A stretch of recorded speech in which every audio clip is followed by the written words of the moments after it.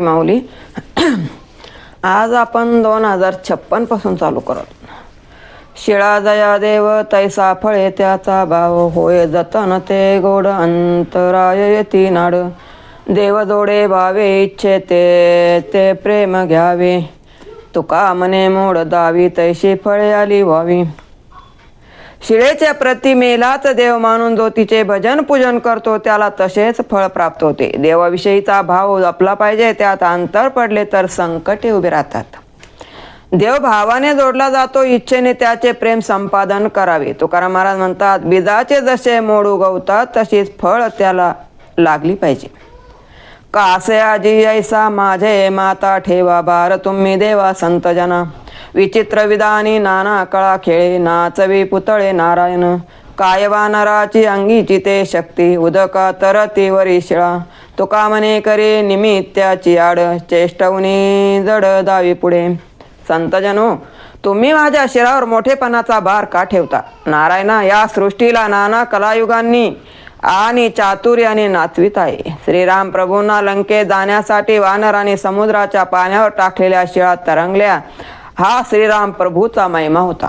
तुकाराम महाराज म्हणतात, हा नारायणा कोणाचे तरी निमित्त करून माझ्यासारख्या जड बुद्धीला प्रेरणा देतो, पुढे आणतो.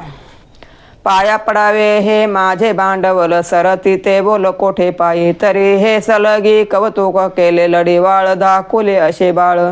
कायवने तुम्हा संताच्या घरी विदित या परी सकळे. तुका म्हणे माझी उचित हे सेवा नहे करू ठेवा ठेवी काही. संतजन हो, आपल्या चरणावर श्रद्धेने मस्तक ठेवावे हेच माझे भांडवल आहे. तुमच्या चरणी केवळ स्तुतीचे बोल कसे काय मान्य होतील? मी शूद्र आहे तरी मी सलगीने कौतुक केले आहे, कारण मी तुमचे लाडके लहान बाळ आहे. तुम्हा संताच्या घरी काय उणे आहे? तुम्हाला माझ्याविषयी सर्व काही ठाऊक आहे. तुकाराम महाराज म्हणतात, तुमच्या चरणी मस्तक ठेवावे हीच माझ्यासाठी योग्य अशी सेवा आहे. वदवावी वाणी माझी कृपावंत वाक्य पुष्पे संता समर्पिशी. सर्व संकटाचा तुम्हा परिहार घालावा म्या भार पांडुरंगा.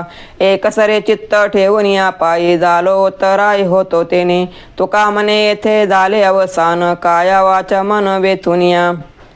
हे कृपावंता, माझ्याकडून संतांना स्तुती रूप पुष्पे अर्पण होतील असे माझ्या वाणीकडून वधून घ्या. पांडुरंगा, माझ्यावर आलेल्या सर्व संकटाचा भार मी तुमच्यावर टाकावा आणि तुम्ही त्याचा परिहार करावा असेच आपल्याच ठरले आहे.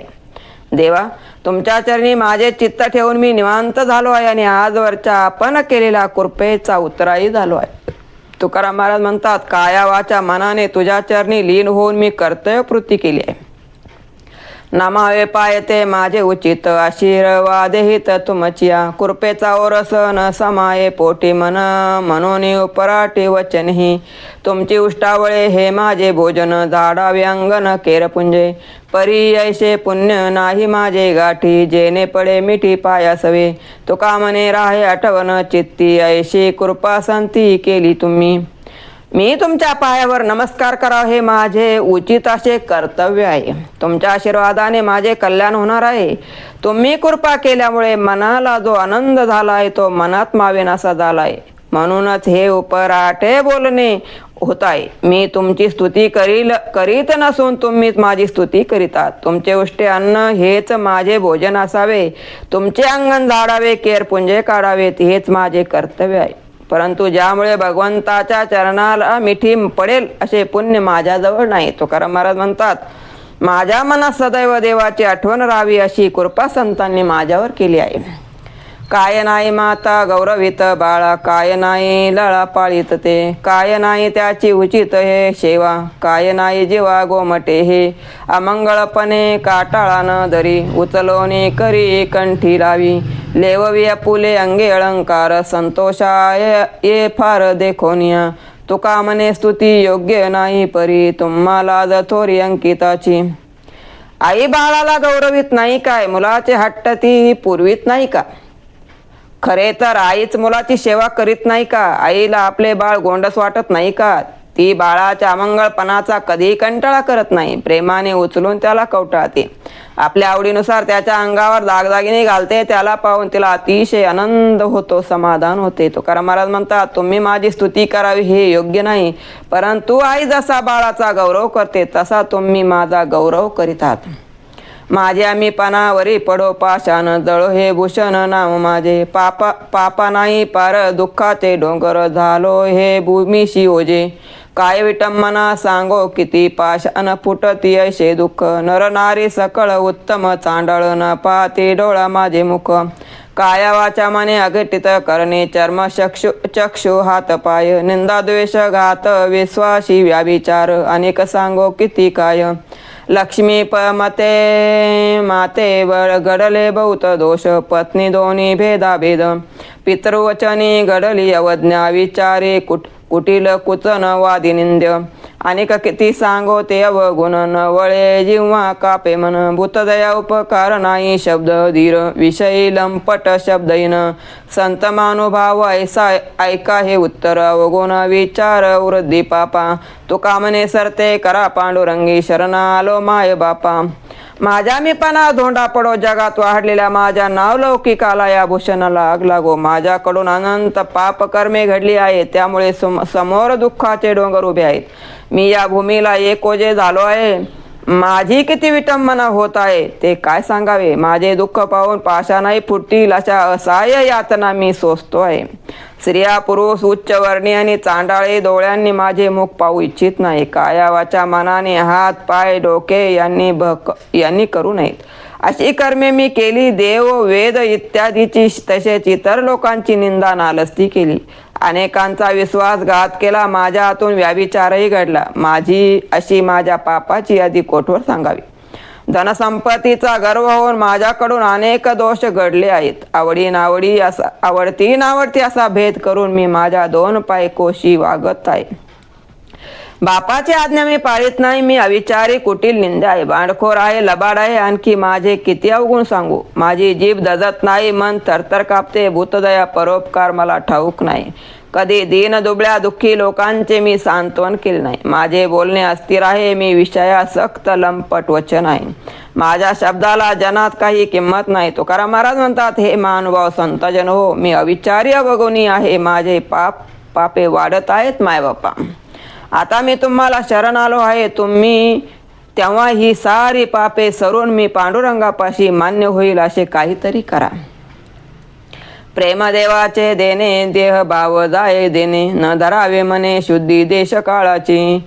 मुक्त लज्जा विरहित भाग्यवंत हरिभक्त, झाले ओसंडत नाम कीर्ती पवाडे. जोडी झाली अविनाश जन्मोनी आले हरीचे दास, त्यास नवे गर्भवास परब्रह्मी सौरस. हेची वाहती संकल्प पुण्य प्रसंगाचे जप, तुका म्हणे पाप गावी नाही हरिजना.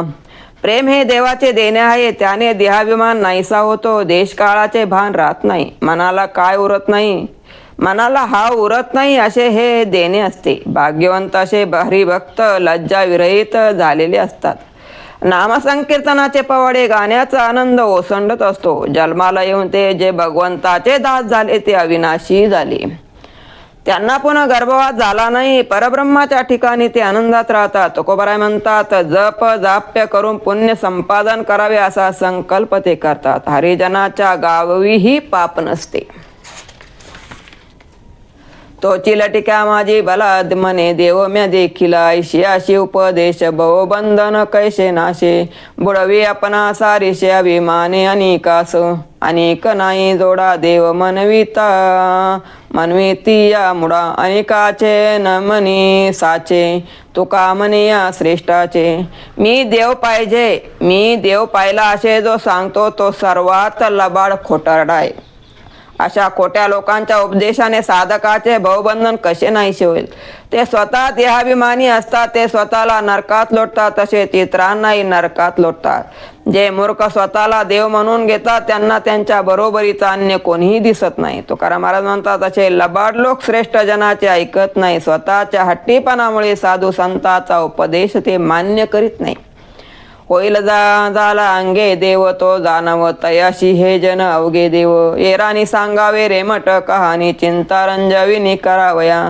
झाला अनेकाची नेने तान बुक सुके पाहे सुख आपुलिया. तुका म्हणे ते पाहिजे अनुभव शब्दाचे गौरव कामाने. जो स्वतः अंगाने देव झाला त्याला जगातील सर्वच लोक देव असल्यासारखे वाटते. इतर मात्र लोकांना फसविण्यासाठी ब्रह्मज्ञानाची व्यर्थ कहाणी सांगत बसतात. जो स्वतः समाधान पावला त्याला इतराच्या तहानभुकेची कल्पना नसते. आपण सुखी आहोत म्हणजे सर्व जण सुखी आहे असा तर्क तो काढतो. तुकाराम महाराज म्हणतात, येथे देवाचा खराखुरा अनुभव पाहिजे, केवळ शब्दाचे गौरव काही कामाचे नाहीत. कान वदावे बैसोनी कथे ऐशे ऐकाय हो श्रोते. पांडुरंग तेथे उभा असे तिष्ठत मनवनी करी धीर. लक्ष लावूनी सादर भव सिंधू पार असेल ज्या तरणे. कथे काय अनु मात्र बोलाव्या वृत्तांत देव भक्ता चित्त समरशी समरशी खंडना. का वैष्णवा पुजावे ऐका घेईल जो भावे. चरण रजा शिवे ओढविला मस्तक. ऐशे दाना हो निभांत देव वैष्णवाचा अंकित. लिप्त अतीत पररित मित त्याशी. घालोने लोळणी तुकाला लोटांगणी वंदी पायवनी संत चरणीचे माथा. श्रोते जनो हरिकथा ऐकणारा व ऐकण्यास बसले असता ती कथा सोडून मध्ये तुटून जाऊ नये. याचे कारण आहे का, त्या कथेच्या ठिकाणी प्रत्यक्ष पांडुरंगा उभा असतो.